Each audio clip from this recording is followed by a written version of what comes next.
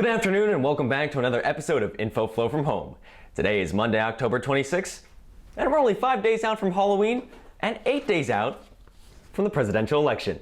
I'm Hunter Walterman. And I'm Kanaya. In local news, Montgomery County has reached 24,772 cases of COVID-19 and 823 deaths as of Friday, October 23rd, with a 3-day average of 102 new cases. There's 2 more weeks to register for the AP exam. Register by Friday, November 6th to avoid paying a $40 late registration fee. If you need more information, contact your AP teacher or Leslie Blaha at the email below. Now, there's only 2 more weeks until the presidential election, but the presidency isn't the only thing on the ballot.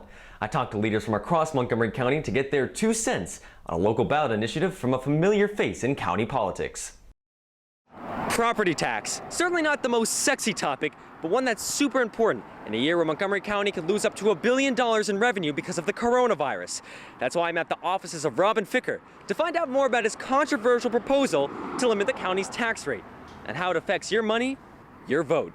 We don't want to raise taxes to get out of a pandemic. When you're in a hole, stop digging. That's the argument from Robin Ficker, longtime Montgomery County activist and the man behind Ballot Initiative B, which would place a strict limit on how much property tax the county can collect. Right now, tax revenue is tied to the rate of inflation, but it can be increased by a unanimous vote from the county council, like in 2016 when tax revenue was increased by nearly 9% to match MCPS's requested budget. Question B would completely eliminate the council's ability to increase property tax revenue beyond the rate of inflation. We never want that to happen again. Question B has been criticized by former county executive Isaiah Leggett, who broke his promise to stay out of county politics to create the group Vote No on B and D, a bipartisan organization which, quite simply, opposes ballot initiatives B and D. In a time when we are facing the crisis that this county, the state, and our nation is facing, not to have any level of flexibility, any way to create and to make an exception, that to me is just foolish. This year, the county could lose up to $1 billion in revenue because of COVID-19. Like it says, the county needs flexibility to increase taxes so they can fund essential services like first responders and schools. You add all of those numbers up together, about 80% of your budget is already allocated.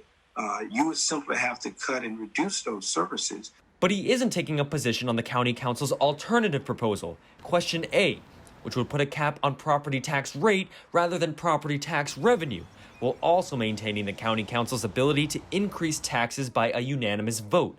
According to at-large council member Evan Glass, it allows the county to keep up with the times. Question A would take into account all the new buildings and all the new construction. Question A would simply allow us to bring in new property taxes based on economic growth. Ficker says it's simply a backdoor tax hike. Ultimately, it's up to the voters to decide. But in a year where Trump and Biden are the main focus, it's unclear whether this issue will get the attention it deserves. In College Park, Hunter Walterman, BNC News. For continuing updates about this and other stories, make sure to follow us on Twitter at BNC Blair and on Instagram at bnc.infoflow. MCPS is seeking students interested in developing a video presentation with either a moment of leadership or extracurricular skill to inspire, teach, and share with their MCPS peers and the greater MCPS community. Students may earn 10 SSL hours for successful submission of all items identified in the student-to-student extracurricular series form. Additional details may be found at the link below. The Choose Respect video contest is now open. This year, students can earn 10 SSL hours for a quality video submission. If you're interested, check out the link below for more information.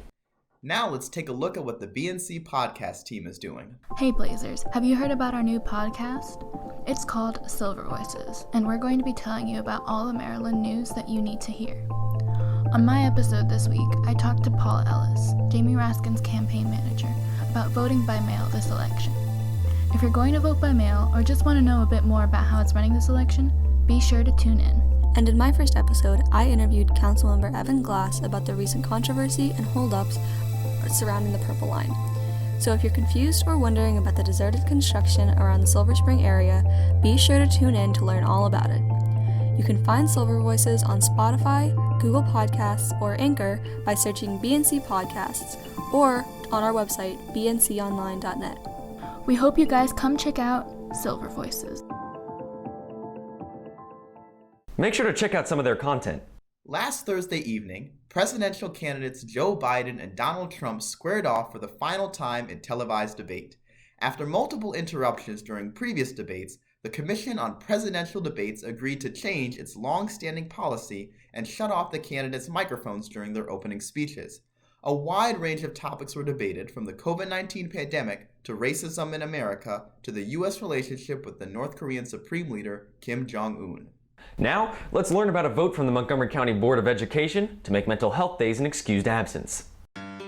In a recent meeting of the Montgomery County Public Schools Board of Education, student member Nick Asante made a request that could really help students suffering in this time of stress. This request was for the board to look into the process of making mental health days an excused absence for students. In case you're not familiar with the idea, Mental Health Day is meant to give students time to lay back and de-stress from everything. I really am in support of Mental Health Day, especially because they definitely help me. It's a time that you need for yourself to decompress. I think it would be a good idea. Through this COVID crisis, I've had to take a mental health day and not look at emails. It's beneficial to anyone regardless of what you have, what kind of person you are. Anyone can benefit from a Mental Health Day. While the overwhelming support shows a bright future for mental health days in Montgomery County, nothing's set in stone yet, so we'll just have to see how things turn out. And this is Leo, BNC News. Remember to take care of yourselves, Blazers. That's all for today's show. Check out our website at bnconline.net to submit any announcements, and follow us on Instagram at bnc.infoflow and on Twitter at bncblair. We'll be back on Thursday with the latest edition of InfoFlow from home. Remember to wash your hands, avoid touching your face, and follow social distancing guidelines. Stay safe, Blazers, and don't forget to stay spooky.